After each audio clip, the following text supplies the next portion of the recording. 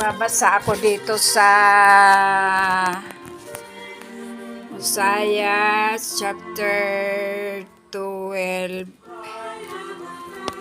kabanata 31.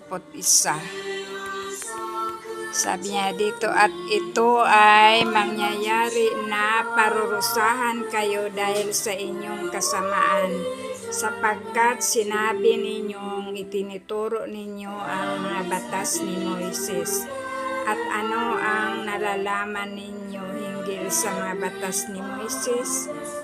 Na ang kaligtasan ba ay darating sa pamamagitan ng mga batas ni Moises? Ano ang masasabi ninyo? So ito po yung nabasa ko ngayon sa Hosea kabanata 12 versikulo 31. So napakaganda yung may mga tanong po siya dito. Sabi niya, ano ang nalalaman ninyo hinggil sa mga batas ni Moises? Na ang kaligtasan ba ay darating sa pamamagitan ng mga batas ni Moises? Pangatlong tanong, sabi niya, ano ang masasabi ninyo?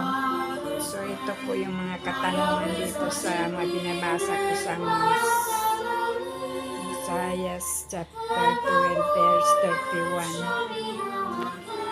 So yan po, wala na po akong kayo na pong bahala niyan magsagot po sa comment section. At salamat po, brothers and sisters, mga friends.